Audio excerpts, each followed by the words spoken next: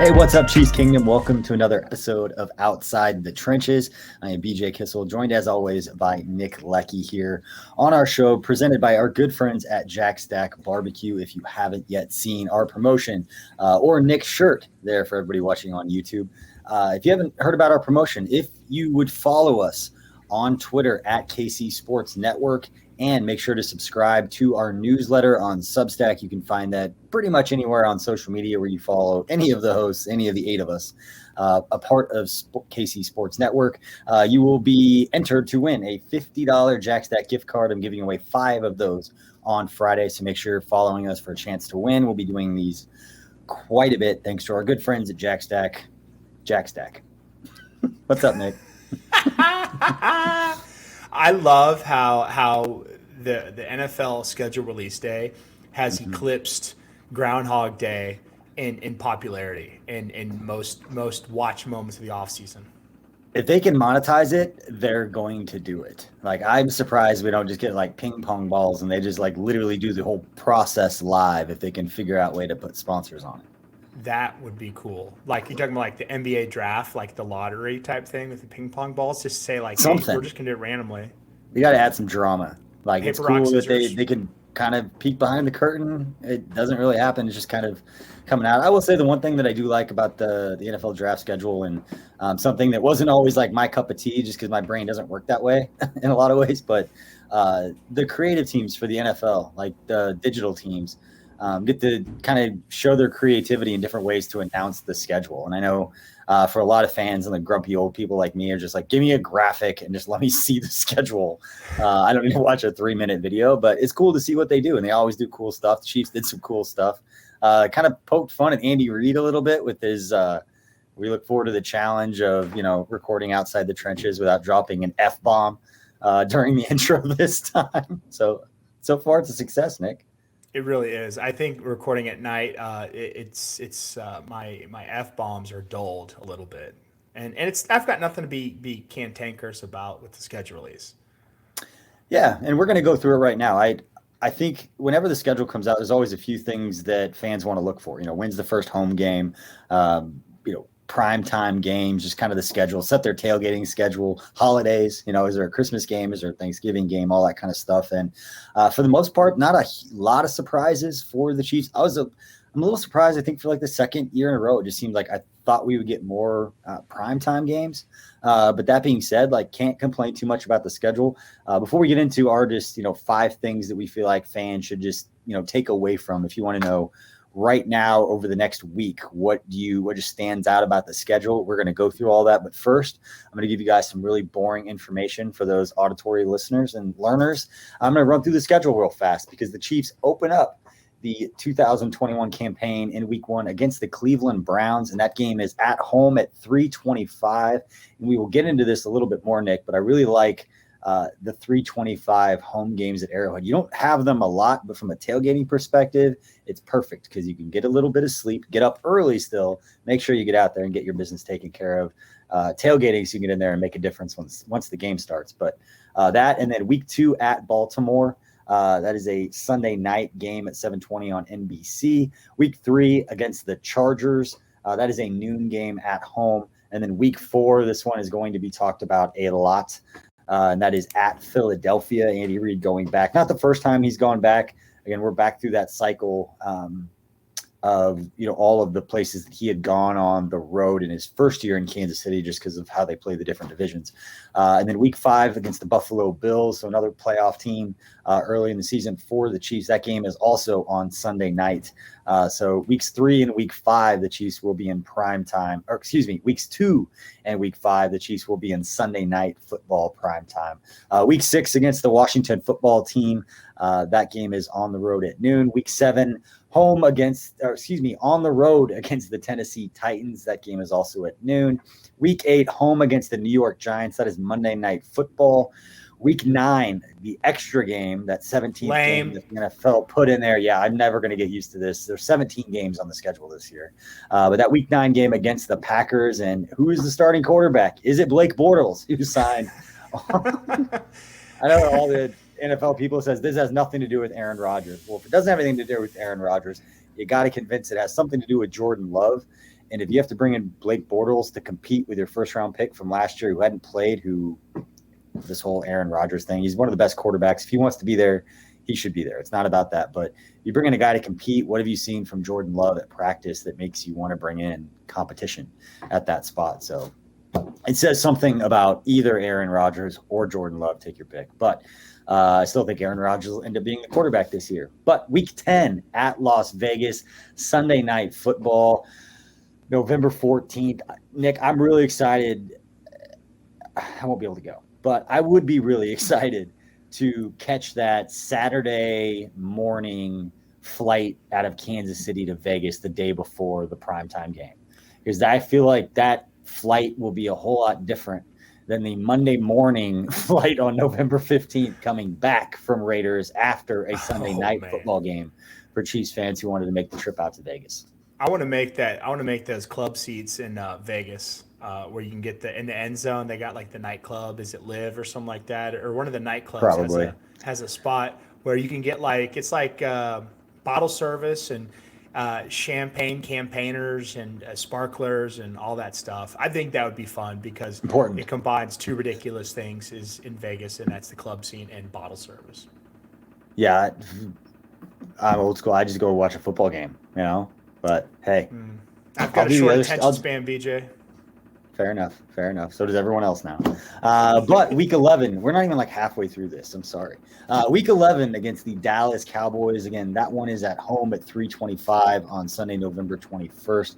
Again, that's just one of those fun home 3:25 games. You don't see those a lot at Arrowhead.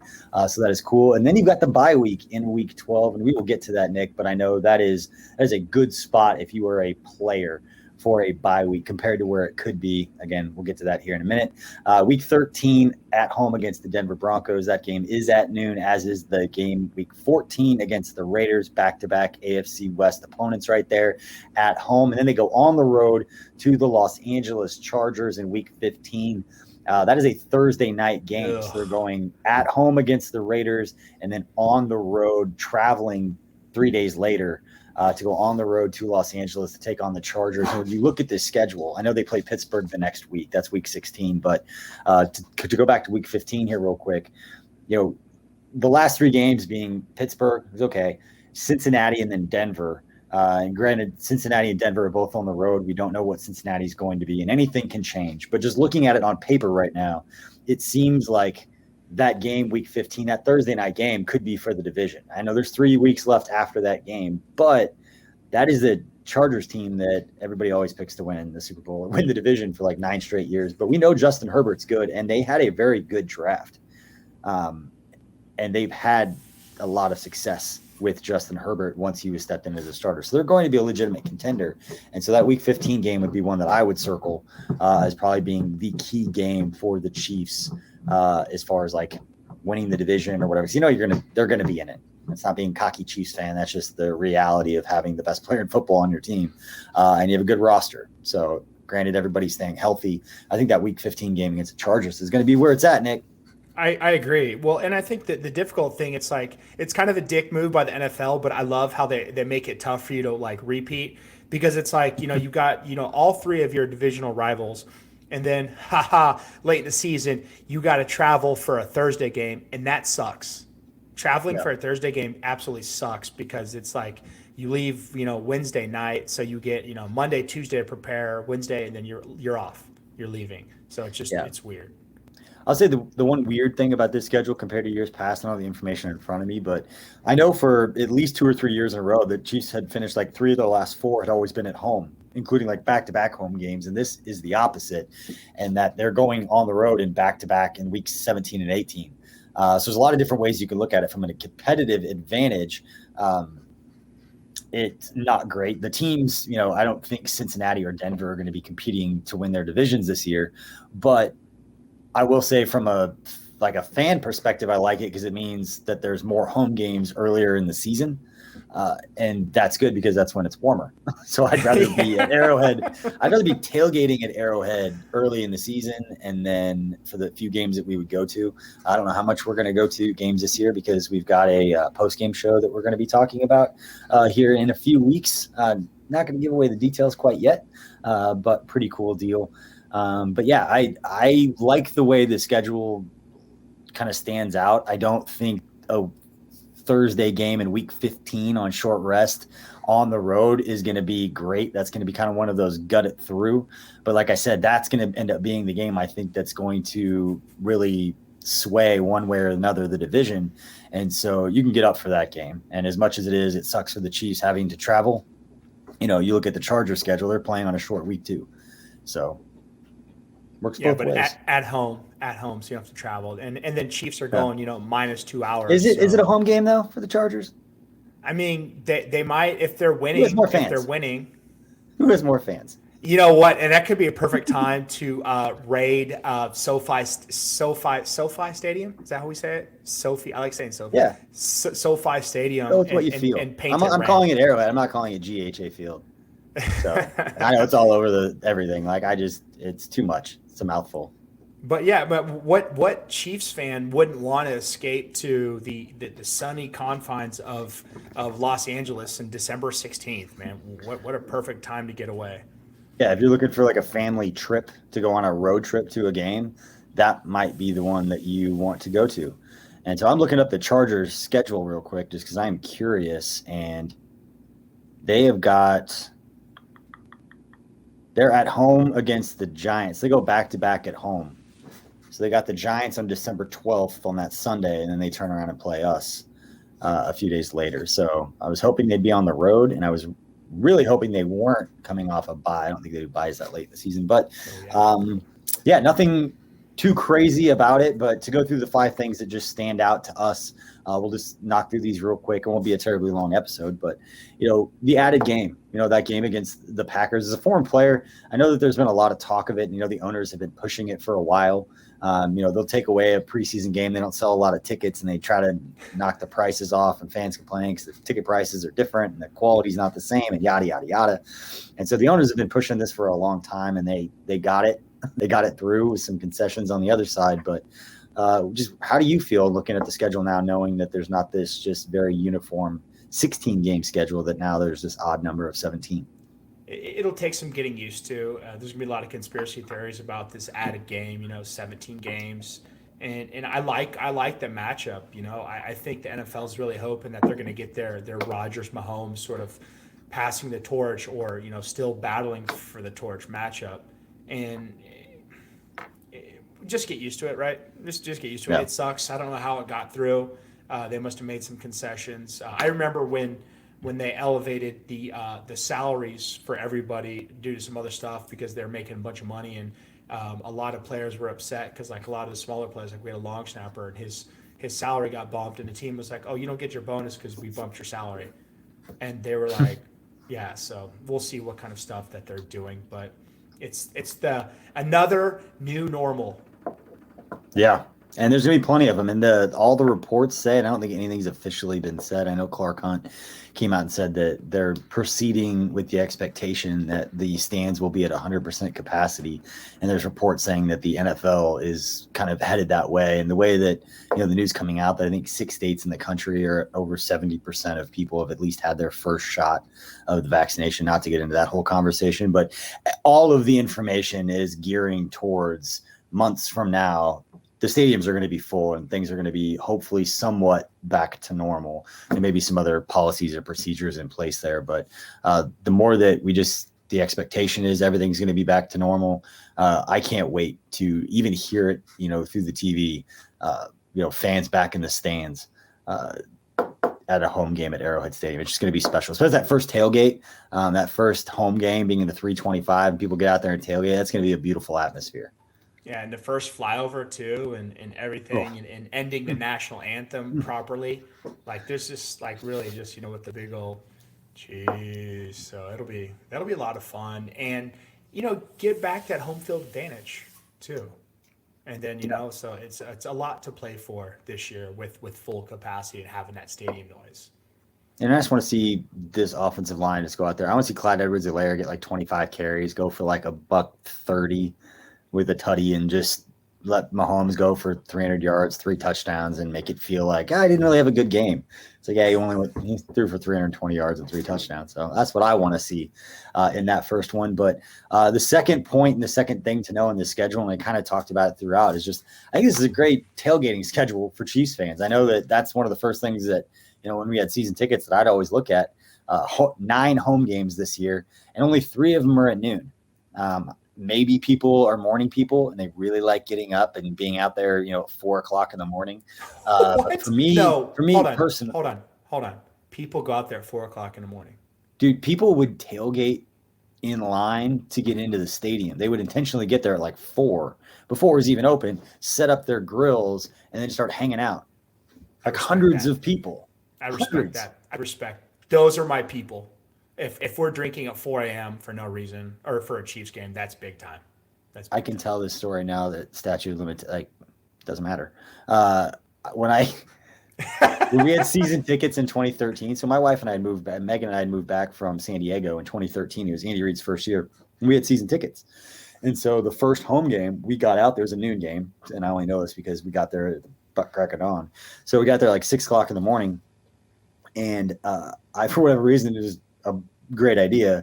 I had a bottle of Patron with a straw in it, and that was my drink of choice that day. And I was cheersing Arrowhead, and I took a picture of it.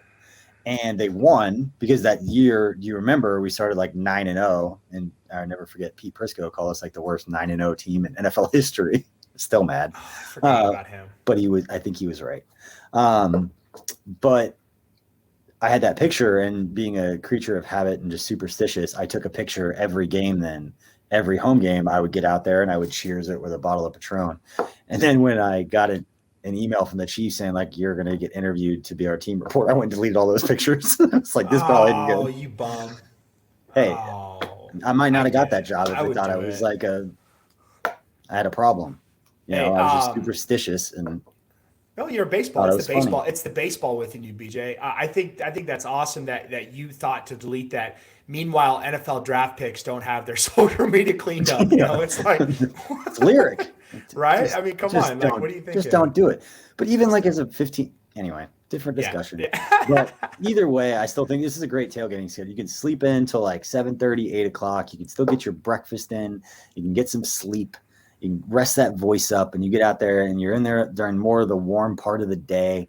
It's just a better vibe for those 3:25 or obviously the prime time. Those 3:25 kickoffs and the parking lot's open at like 9, 8:30, whatever it is. You can get out there at 7:30. You don't have to get up at 4:00 in the morning. You just ruin the next day or that night because you can't function. Yeah, that would be no good. I know. I'm looking forward to heading out there in the car bar with my neighbors and hitting up Village West Discount Liquor and get some of their barrel picks. Ooh, bourbon session for tailgating. I'm going to swing down to Macadoodles Liquor and our proud partner of KC Sports Network. I'm going to drive down to Joplin on my way to Arrowhead and pick up some. We need to get one of those Macadoodles locations here in Kansas City. If anybody's looking to franchise, we know some people. So there is one.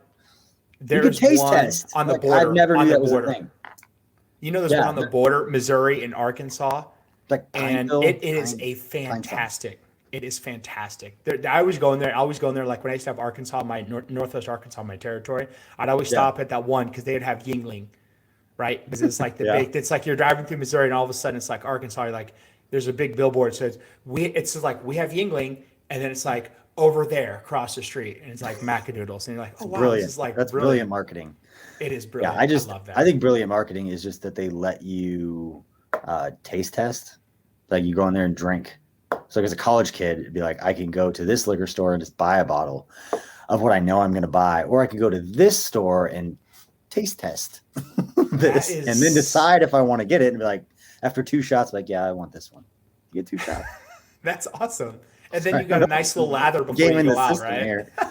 Game in the system here. All right. The third thing that we want to talk about, Nick, and this is when you saw the schedule, this is the first thing that jumped out to you is the Chiefs have to get after it early, and they've been very good. I know our good friend and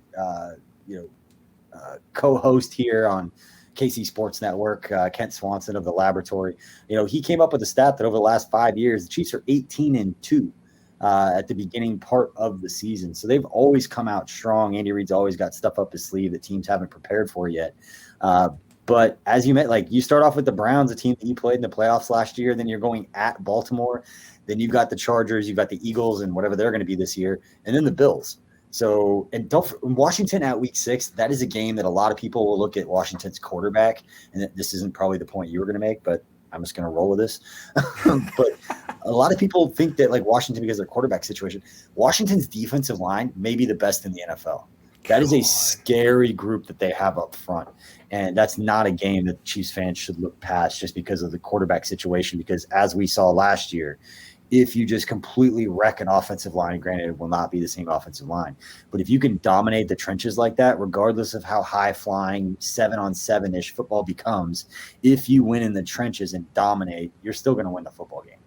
Yeah, no, I totally agree too. And I think that schedule too, if you just look at it from a pure logistical standpoint, right? You got to go at Baltimore for a Sunday night at Baltimore. Yep. People don't realize you start a 7:20 game at Baltimore, whenever the heck it is, and you're playing till 10:30. So everyone's back on the bus at midnight, and you're back at the airport at 1. You're leaving Baltimore at 1, and you're getting back to Kansas City at like 4 a.m. And then if you don't have a victory Monday, you might have to come in at noon, and that. Honestly, and then so that kicks off your travel extravaganza. So you're getting back Monday. So Monday screwed, Tuesday you're off, and then you got to go to the Chargers the other way and lose 2 hours, right? So you go East Coast, then you go West Coast time, and then you're back, and then you go back to Philly East Coast time. Hopefully, what's the Philly game? Is that like the what's Philly's the time? week 4. It's a noon game. Noon. Okay, so noon game. So, I mean, but still, it's an early thing. And then you come back at home Sunday night, or is that Washington? Yeah, it's at home Sunday night against Buffalo, and then it's at Washington. Oh my God! And then God. at Nashville. Yeah. Oh, that's seriously like fans may underlook that, but I mean, there's a reason why when West Coast teams go to the East Coast, they lose. Because you're 3 hours, you're minus, you're +3 or 1, 2, 3, and then you traveled all that way. And you know what? It gives me like flashbacks, and the worst part of like traveling with the team, like with the Chiefs, are those like East Coast primetime games. Because not only like you end up sitting on the bus, like you get to the airport and you feel like you're about ready to leave, and you feel like you sit there for an hour because you have to load all the equipment on and do all the other stuff. But the worst part is when you land in Kansas City at like 3:45, and then you have to get on a bus for like 45 minutes to go to Arrowhead, and then I'd have to drive from Arrowhead like all the way out to Overland Park. And like the second we would land, I would text my wife like, "See you in an hour and a half." I'm 30 minutes from home, but it's gonna take forever to get everybody on the buses and everybody around. And yeah, it doesn't matter if you win or lose at that point, but landing at KCI on those late ones, that sucked. But yeah, it's good. The Chiefs have to be on it early, and that's been a staple of Andy Reid's teams. They've always gotten out to fast starts, but you're going up against a Cleveland team right off the bat that wants to prove that this season is going to be different for them. And they took a step forward last year, much like the Chiefs did a few years ago, where they just wanted to show progress every year, and they wanted to show that they could step forward. And Baker Mayfield wants to show that he could step forward. It's a huge measuring stick for anyone, and we know that. That's what the Chiefs, that's the position that they're in. But Nick, the fourth point we wanted to get to, another one that I know you always look at as a former player, where the bye week lands. And for the Chiefs, luckily, for all you family people out there, go see your family, go travel. You can just chill over Thanksgiving because the Chiefs have a bye week. That is something that I'm sure as a former player and all the current players are really going to enjoy. Not only that it's later in the season, but that they can have some semblance of a family, just a break, some sort of getaway in the middle of the season where it's not just go spend a couple of days with your family. You're spending like a holiday with your family. Yeah, it's cool to bring that normalcy because, when I played college and when I played in the NFL, you wrote off like Thanksgiving, you wrote off Christmas. You're just like, okay, I'm going to be traveling hopefully, and I'll have to miss this, and just the way it is. So to have that sort of normalcy, especially after 11 games, so you can kind of look like I always look at the schedule like 4 game chunks, and so you got 11 games, you get your bye, and then you gear up for a hellacious 6 games after that bye. But to have that little break, to get a breather, and I love how Andy Reid. It's really clicking. Okay, like I know, like that was clicking with Nintendo. all those thoughts, huh? No, like No, I'm kidding. I know audio. I might have to cut it. That's fine. Is it bad still?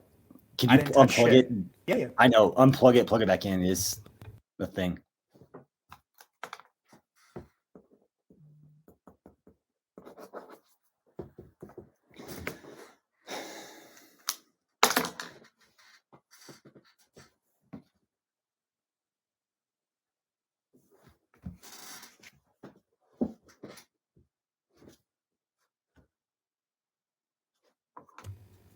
Is that better?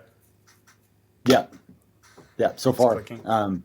But yeah, we'll get right back. I'll set it right back up. I'll probably forget to edit this out too.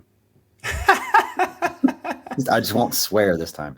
But yeah, Nick, you were talking about just as a former player, just looking where the bye week kind of lands. Was it when you were playing? Was it the first thing when the schedule came out? Like, what were you looking at?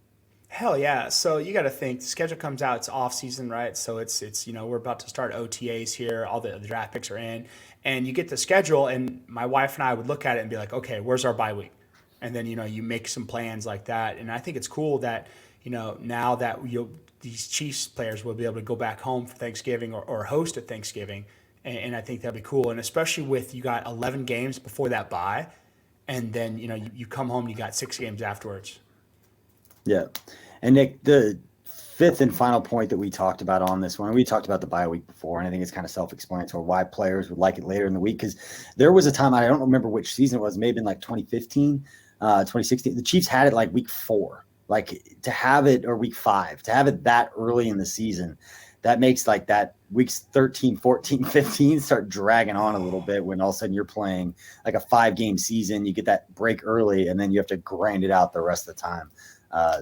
That was brutal. Even sucks. For like a team reporter needed a break. Like I was tired. I can't imagine. I wouldn't even do it. I was typing on a computer. I was getting carpal tunnel, for Christ's sakes. No, it really does suck, because you're like, I feel decent. Like week 5 bye week, you're like, I feel good. Then you're like, oh crap. I got this big stretch coming up, and it's just really, it's terrible. And you were really excited about December to remember. That's got to be some sort of slogan, right? Like I think. Oh no, I'm sorry. Phil Bennett, the great Phil Bennett. He was our D coordinator my first 2 years at K-State, and he said everyone remembers November, and then in NFL it's everyone remembers December, because that's when like you separate the men from the boys, and the Chiefs have a hellacious schedule after their bye. I mean, those 6 games are going to be brutal. When you look at that bye, you said it's divisional games, and divisional games are tough because you're so familiar with your opponent, and they're actually it's like almost, I could compare it to like a college rivalry, like K-State versus KU, or back in the day Texas versus Texas A&M, and you know each other intimately, and you really want to win those games because obviously they count twice. Yeah, and for people wondering, so they have the bye in week 12, and then it's week 13 home against Denver, week 14 home against the Raiders, week 15 at the Chargers, and then week 16 against Pittsburgh at home, and then those 2 road games to finish it out against the Bengals and the Broncos. But yeah, coming off that bye week, 3 straight games against division opponents, and then we talked about that that week 15 game at the Chargers is that Thursday night game on short notice. So again, that's the one, you circle all the games, that's the one easy for me. It's like, that's going to decide the division. If everybody stays healthy, and if I had to put my money on it right now, that's the one where it's like, if they win that, it's like the Chiefs win one more game and they've clinched. And maybe I should like mark this down and I'll clip this later and be like, I was a genius. Or you can clip it and bury it if you're wrong, right? Just clip it and be like, I don't know what you're talking about. Yeah, that never happened. That video is inactive. No, I'd probably, self-deprecating enough, I'd probably just I'd like tweet at Cold Takes myself. I respect that. Yeah, just own it. Well, and you look at it too. Like I love how the NFL says, "Listen, Chiefs are that team to beat." I mean, obviously Tampa is the reigning Super Bowl champions, but that's an asterisk to me. With the O line missing, I'm bitter. And you go those divisionals. Yeah. Well, you go the divisionals, and then you go Thursday night on the road versus your toughest divisional opponent on paper right now. Like, I love how the NFL's like, guess what? Screw you. We're going to make this super difficult. But then also iron sharpens iron. Yeah. I like how we look at it and we're wondering like what our difficult schedule is. And we all forget that Patrick Mahomes is the quarterback and that Tyrann Mathieu leading this defense and all of Chris Jones and all of these guys are going to be back and ready to go. And I can't wait. You're a step closer when the schedule comes out. And this was a great thing, I think, for everyone. You just kind of get into that rut of the Royals losing like 78 games straight after starting the season in first place. It's like how quickly, like I haven't watched a lot of Royals games because I'm part of that. Like I cut the cord and now I just can't be a Royals fan unless I'm out in public and a game is on.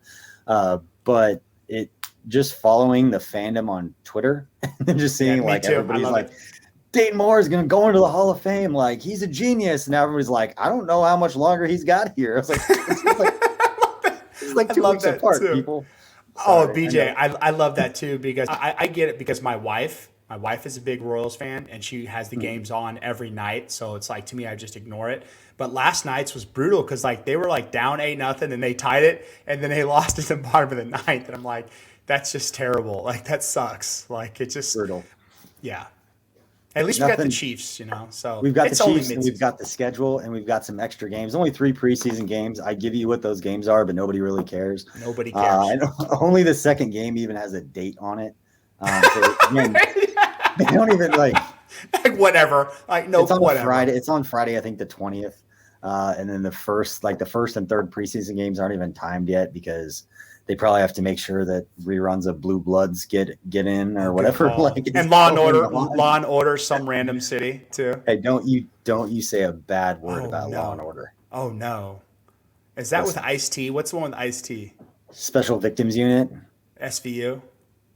You watch that show? Do you watch those shows? There was a time in my life where I watched them a lot. Now all I do is watch my son watch YouTube videos of other kids playing video games and talking about it. Oh my and God. Every 10 seconds he hits a freaking button and an ad pops up and he wants to buy a t-shirt from these kids. I was like, I'm not buying a t-shirt from a 14-year-old on YouTube. But in the same breath, I'm like, how did he do that? Because we're going to start selling t-shirts for KC Sports now. Like, can I email this 14-year-old kid and be like, how do you do that? So monetize your stream. Getting tips on how to run a business from a 14-year-old Twitch streamer. These guys have it figured out. And millions of views. They do. So hey, listen, every time my 10-year-old does that stuff, I'm like, damn it, man. I think about my parents saying, you're never going to make money off video games. And I'm like, they figured it out. Like they figured out how to make money off video games and the internet. It's amazing. Somebody told me once that like esports, like the interest and like the money is like double every other sport combined, like including the NFL. And just like, and that may be like a completely made up, probably like a Twitter type thing. Like the Twitter type stat. Just say it. Let's just keep it in cycle. Yeah, you just use your platform, you throw it out there, and then if I'm wrong, people tell me I'm wrong. And if not, you just keep repeating the lie, and that's how things work right now. Well, it makes sense when you look at it from a world perspective. Like, it's big in other countries because, there's not much other sports that are major. Yeah. And I mean, I remember when Rick Fox invested in an esports team, and then that was like 10 years ago. And now it's Andrew Wiley's on one here in Kansas City. There's like an esports team here. That's amazing. Yeah. I don't know what they play or I don't know how it works. Like, is it one game that they play? I have no idea.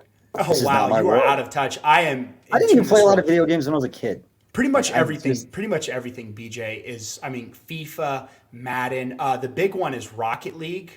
Rocket League is cool. Fortnite is cool. I have no Fortnite, and we have Madden. I have an Xbox One. I bought one, thinking I play it a lot, and I don't. No, this is what we do again. We had like a 28-minute long episode, and now we've been blabbering for 6 minutes, and our diehard fans are still listening. And so I will repeat, make sure that you are subscribed to our Substack You can go to kcsn.substack.com or go to any of our social media channels and you can get linked off that. Or you can go to our Facebook page or our Facebook group. We literally are everywhere. You don't have an excuse not to be able to find it.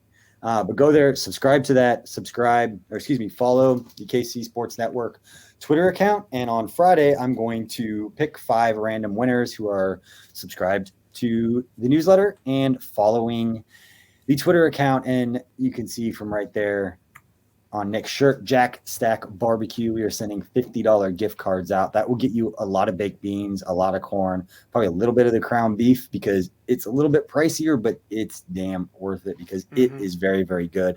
And one of my favorite things about our partnership with Jack Stack this year is we've got a lot more gift cards. And what do I like to do? I give away gift cards a lot. I like to give away happiness. Yeah, just making it rain with gift cards. So make sure you subscribe. Give yourself a shot. If you've already subscribed, you're still in it. It's not just for new subscribers. It's for everybody. And we appreciate your support. And continue to let us know what you think. Continue to spread the word of what we have going on here with KC Sports Network as we've teamed up with 6 other guys to create some really, really cool content. And we haven't even announced probably a third of what we have going on. So a lot of cool stuff. Nick, do you have any parting words for everybody before we let them go on this schedule release special? Instead of Jack Stack, I'm going to start referring to it as Fiorella's. Because that's what it is. I just love that. It's just like, is this an Italian joint? No, it's damn good barbecues. That's what I'm going to pretend that your accent isn't that terrible, though. Okay. Are you kidding me? That's legit, bad. Dude. That was like, come si dice? Like, there's like, wow, this dude's Italian. That was okay. It was really good. Can you say Fiorella's again, and then we'll let the world decide. Fiorella's. That's really good. Okay. That's how we're going to end it. So thanks for listening. Subscribe. Leave us a review. And don't review Nick's accent right there, please. We need to. Please do. I dare you. See you, Chiefs Kingdom.